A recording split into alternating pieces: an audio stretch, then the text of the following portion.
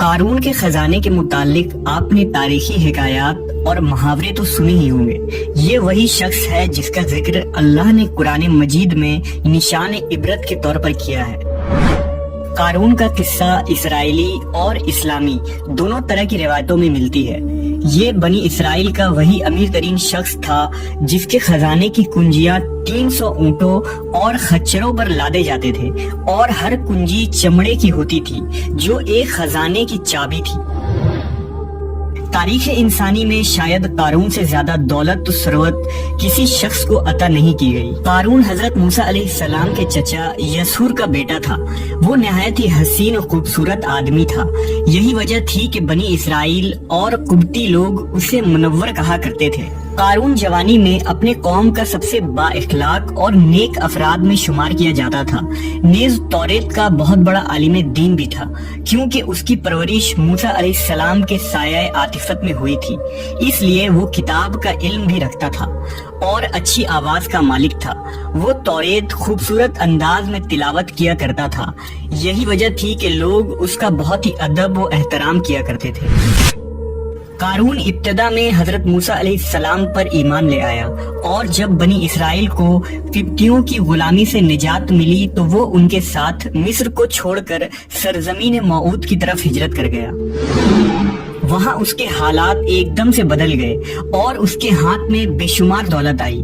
دیکھتے ہی دیکھتے وہ اپنی قوم کا امیر ترین شخص بن گیا، جس کا ذکر اللہ نے قرآن مجید میں کچھ یوں کیا ہے: بے شک قارون موسیٰ کی قوم سے تھا، پھر اس نے ایک قوم پر زیادتی کی، اور ہم نے اس کو اتنے خزانے دیے جن کی کنجیاں اٹھانا ایک طاقتور جماعت پر بھاری تھی۔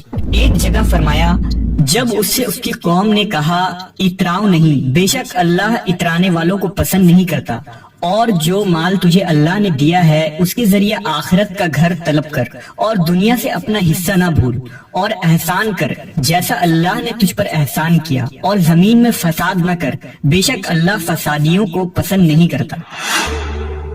جب زکوٰۃ کا حکم نازل ہوا اور حضرت موسیٰ علیہ السلام نے اس سے عہد لیا تو اس نے یہ وعدہ کیا تھا کہ اپنے مال کا 1000واں حصہ زکوٰۃ نکالے گا۔ جب اس نے اپنے مال کا حساب لگایا تو ایک بہت بڑی رقم زکوٰۃ کی نکلی، لہٰذا اس کے دل میں حرص اور لالچ پیدا ہو گئی اور وہ زکوٰۃ کا منکر ہو گیا۔